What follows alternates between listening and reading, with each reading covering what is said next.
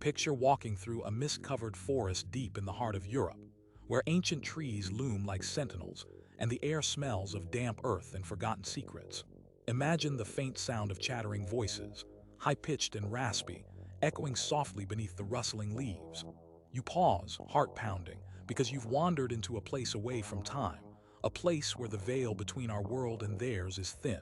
These are the secret goblin courts of Europe, hidden in the shadows between worlds, where creatures of mischief and magic once gathered in leagues and leagues of tangled woods, moss-covered stone circles, and beneath crumbling castles. In days long gone, goblins weren't just stories told to scare children or explain missing items.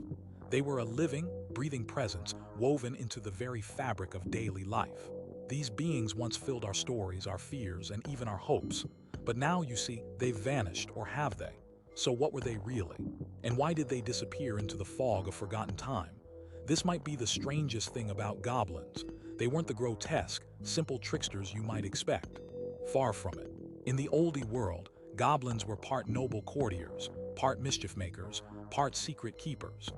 Folklorists like Catharine Briggs, whose meticulous collections of British folk tales signal the importance of these creatures, remind us that goblins were far more than nuisance sprites.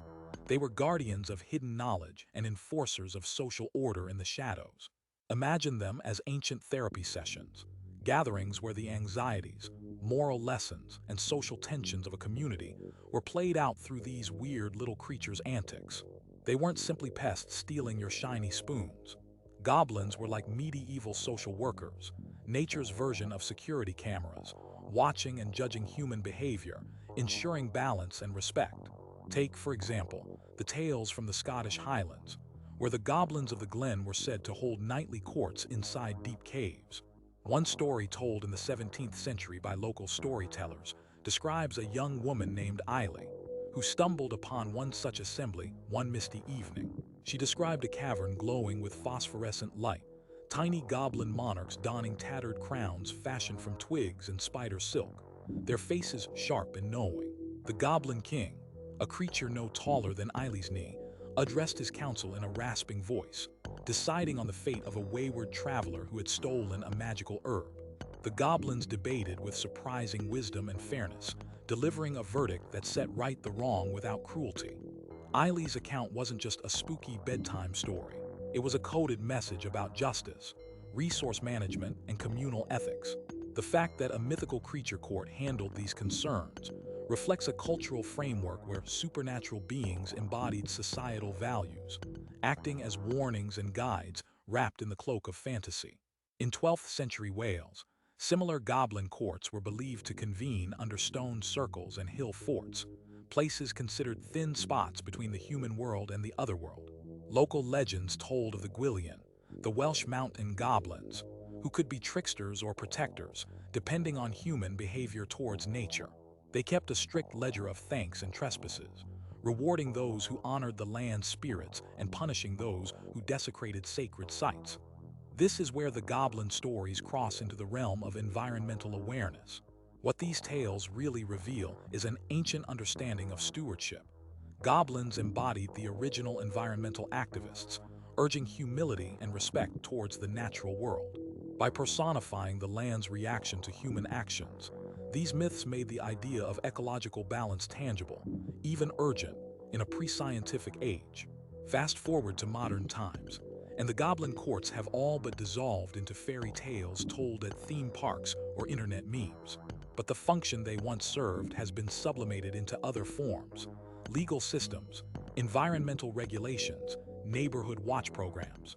The goblins evolved or faded, replaced by these human institutions, which lack the magical allure but aim for similar social order and community protection. Yet, the loss of the goblin courts is significant. Without them, we've lost the poetry and mystery embedded in those ancient social contracts. We forgot that justice and ecology once danced hand in hand under the thick canopy of enchanted forests. And so, as we explore deeper, we must ask, why did the goblins vanish from belief?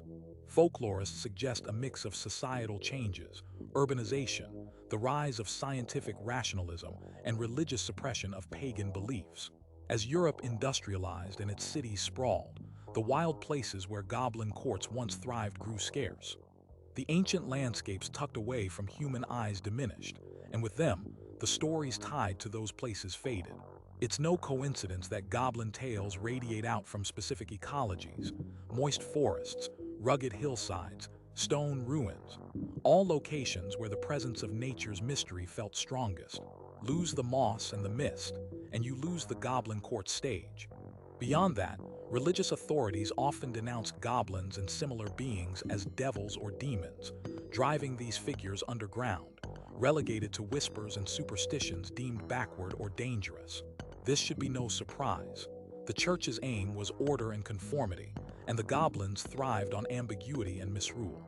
But there's more to this story, because the goblin's disappearance also mirrors a loss within us, the vanishing of that liminal space where myth, mystery, and morality intertwine. The stories of goblin courts weren't just about creatures under the hill. They were about living with a sense of otherness, acknowledging forces beyond human control or understanding. They remind us that the world once held more secrets worth protecting, mysteries woven into everyday life. Consider the strange but instructive tale of a goblin named Boggart from Yorkshire folklore. Boggarts were known to both help and hinder households, sometimes rearranging tools or hiding bowls, other times protecting the home from unseen dangers. One local story tells of farmer Tom, who found his grain stores mysteriously spoiled one morning and was certain a boggart was to blame. Instead of chasing it away, Tom crafted a small wooden bowl and left it on the threshold, filled with milk and bread. Through this simple act, Tom built a fragile truce with the creature, acknowledging its presence like a silent pact between human and goblin. The interaction reveals an ancient psychological insight. The boggart's antics represented human fears and unpredictabilities in life, fears given form, and thus something to negotiate with. Like ancient therapy sessions, dealing with goblins allowed communities to confront and manage uncertainties, conflicts, and anxieties that words alone couldn't tame. But the goblin was more than just a metaphor for disorder or anxiety. It also embodied the interplay between light and dark, humor and menace. Goblin courts were often portrayed with a curious blend of the absurd and the terrifying, much like a carnival of the uncanny. These gatherings were no orderly councils. They were chaotic, lively, often raucous events where rules bent and boundaries blurred. Imagine the sound of wild laughter mingling with the clattering of tiny goblet cups, the smell of damp moss and wood smoke filling the cold night air. This revelry wasn't mere chaos. It was a ritual acknowledgement of the complexity of existence, the flux of fortune and misfortune, joy and sorrow woven into human experience. In the oldie world, goblins sitting on thrones of twisted roots and sparkling cobwebs weren't just mischief makers. They were necessary reminders that life is never simply black or white, that to survive, we must learn to live with the unpredictable, the strange, the wild. And when that balance tipped too far, when greed, disrespect, or cruelty ruled, the goblin courts would exact their judgment, often in ways that modern justice systems can scarcely imagine. Now, as we stand here in the present, with the forests quiet and the goblin courts silent, we face the question of what has taken their place inside our collective psyche. Where once goblins held court to puzzle over humanity's foibles, today's narratives often favor the cold logic of science or the binary of law and order, leaving little room for mystery or mercy. Yet, if we listen closely, echoes remain. In fairy tales told by firelight, in the nightmares that haunt us, and in the unexplained oddities that nudge at the edges of our rational world. So as we delve into these secret goblin courts, we begin not just a journey through myth, but a quest to rediscover a lost way of seeing the world, one where the mysterious and the mundane dance together, where small creatures in dark corners hold profound truths, and where every scratched stone or rustling leaf whispers ancient wisdom. This reveals something deeper about our ancestors' relationship with the unknown. They didn't fear it blindly. Instead, they engaged with it through stories and rituals that made the unknowable intimate and oddly comforting. The goblins were guides in this endeavor, tricksters who taught respect for boundaries while inviting us to question them. A subtle balance that feels ever more urgent today as we navigate a world hungry for wonder yet afraid of chaos. Yet beneath this behavior lay a fragile ecosystem of belief that crumbled under the weight of modernity. The Industrial Revolution's clatter drowned out the goblins' laughter. The spread of encyclopedias and scientific treatises made these beings seem quaint, absurd. The result? A spiritual impoverishment, a shrinking imagination that no longer holds room for goblin courts or the otherworldly gatherings in twilight groves. But the stories tell us something else. They whisper of a resilience, a hope that these courts might someday return, not necessarily as literal little creatures, but as revived ways of thinking, feeling, and relating to the unseen forces that shape human life and the land we live on. And so, as we step back into the shadows of these secret courts, we do more than explore old legends.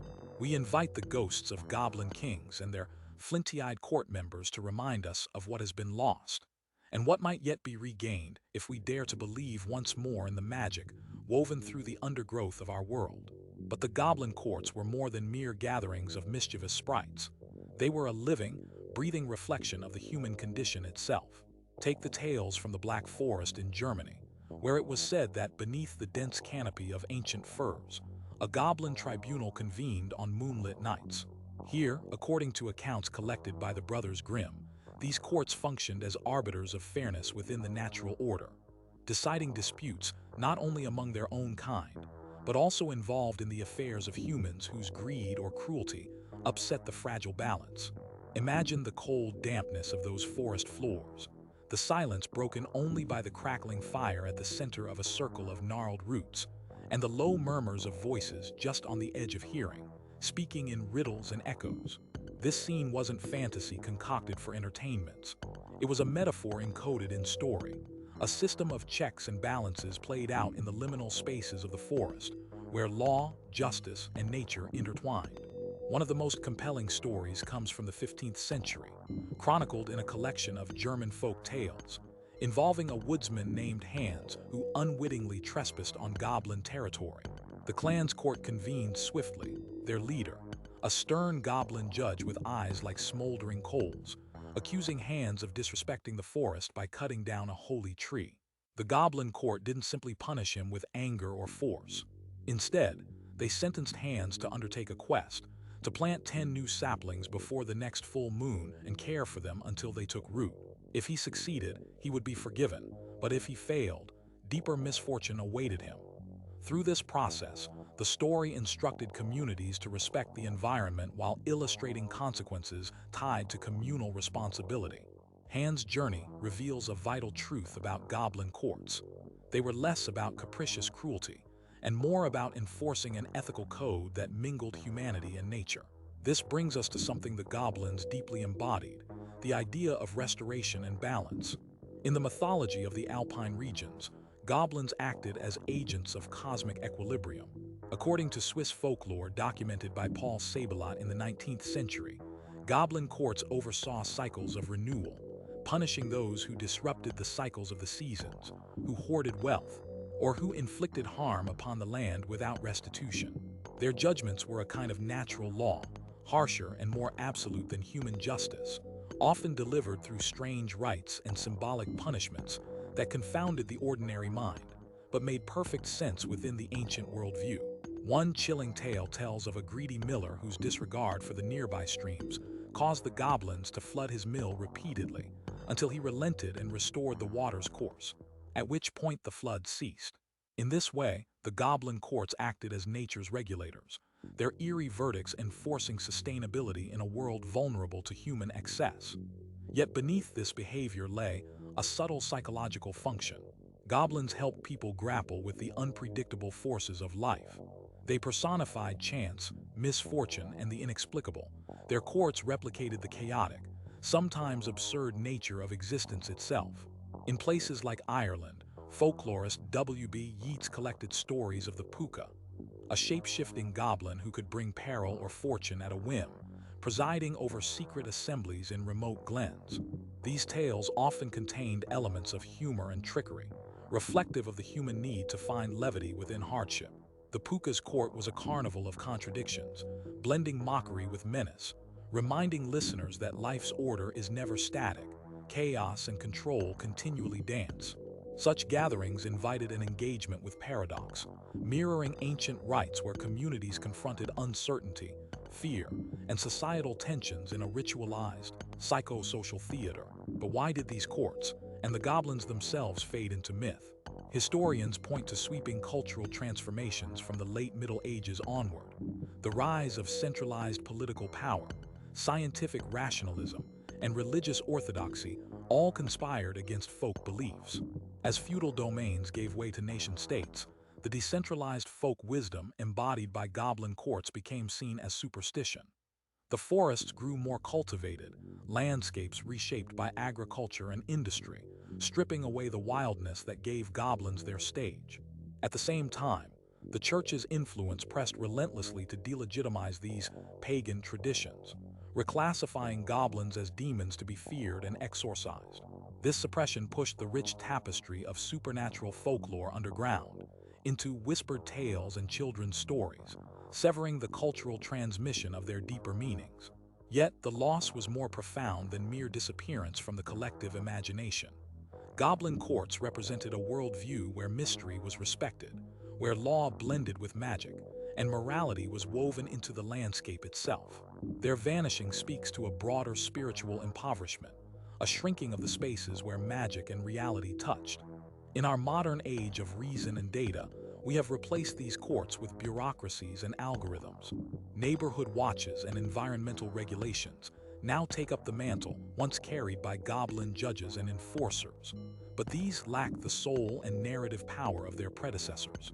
We've substituted the poetry of myth with the language of codes and contracts, losing the profound connection to place and psyche that folk tales provided.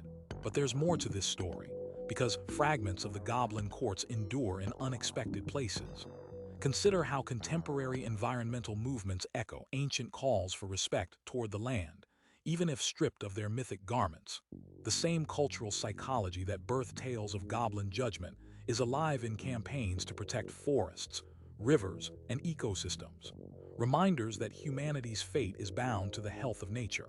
Similarly, the human need to negotiate with forces beyond control finds new expression in stories of the uncanny, urban legends, and the persistent fascination with the supernatural in popular culture. Goblins in their shadowy courts still offer a framework to understand how humans confront mystery, anxiety, and disorder. Reflecting on this, we find an invitation to reclaim something precious, the sense of a world alive with hidden agency and meaning.